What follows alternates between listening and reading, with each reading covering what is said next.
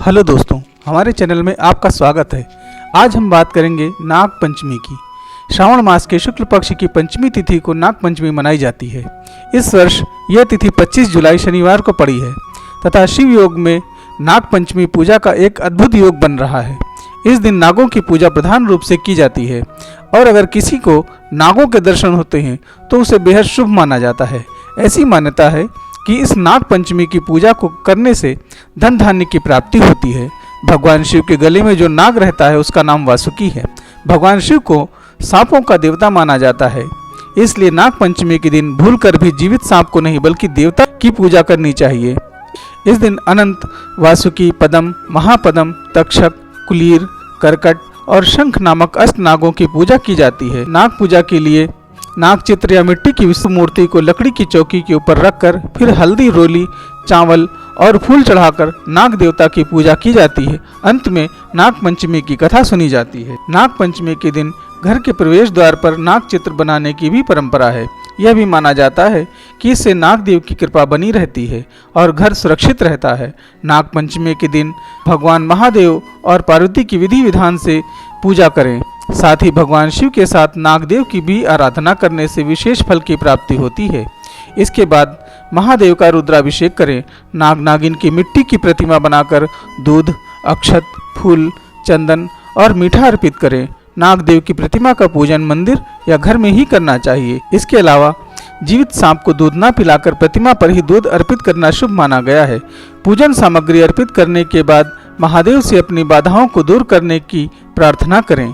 प्रार्थना करने का मंत्र इस प्रकार है: सर्वे नागा प्रियंताम मे ये केचित् पृथ्वी तले ये चाहेलि मरीचिस्था येन्तरे दिवि संस्थितः ये नदीषु महानागा ये सरस्वती गामिना ये चावापि तडागेषु तेषु सर्वेषु वै नमः।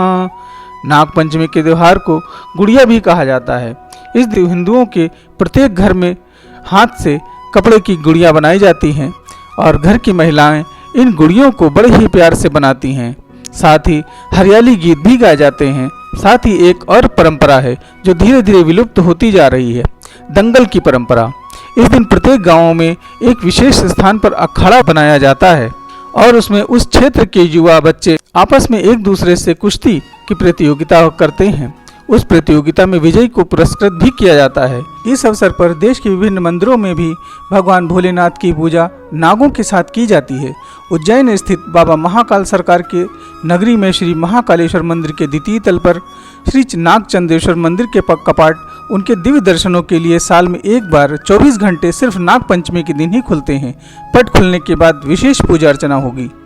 श्री नाग चंदेश्वर मंदिर में 11वीं शताब्दी की एक अद्भुत प्रतिमा स्थापित है। प्रतिमा में फन फैलाए नाग देवता के आसन पर भगवान शिव पार्वती बैठे हैं। जानकारों के अनुसार पूरी दुनिया में यह एकमात्र ऐसा मंदिर है जिसमें भगवान विष्णु की जगह भगवान श्री भोलेनाथ सर्पशैया पर विराजमान हैं। साथ में दोनों के वाहन नंदी एवं सिंह भी विराजमान है। शिव शंभू के गले और भुजाओं में भुजंग लिपटे हुए हैं। कहते हैं कि यह प्रतिमा नेपाल से लाई गई थी। उज्जैन के अलावा दुनिया में कहीं भी ऐसी प्रतिमा नहीं है।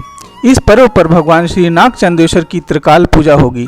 पूजन में सबसे पहले श्री गणेश पूजन, क्रमबद्ध सभी विग्रहों का पूजन होकर फिर श्री नाग चंदेश्वर का पूजन किया जाता है। साथ ही मध्य प्रदेश के नर्मदा तट पर विराजमान बाबा श्री ओंकारेश्वर नाथ ज्योतिर्लिंग जी के खंडवा धाम मंदिर में भी दिव्य दर्शन प्राप्त हुए हैं।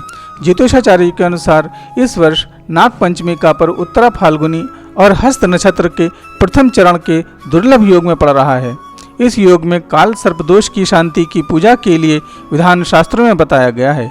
साथ ही नाग पंचमी को मंगल वृश्चिक लगन में होंगे। कहा जाता है कि इस दिन जमीन की खुदाई नहीं करनी चाहिए, ऐसा करना अशुभ माना जाता है। इसके अलावा नाग पंचमी के दिन धरती पर हल भी नहीं चलाना चाहिए। इस दिन सुई में धागा भी नहीं डालना चाहिए। वहीं इस दिन आग पर तवा और लोहे की कढ़ाई भी नहीं चढ़ानी चाहिए। दोस्तों, यदि आपको यह जानकारी अच्छी लगी हो तो इसे लाइक करें और अपने दोस्तों के साथ शेयर करें। ऐसी ही रोचक जानकारियों के लिए हमारे चैनल को सब्सक्राइब करें। ओम नमः शिवाय।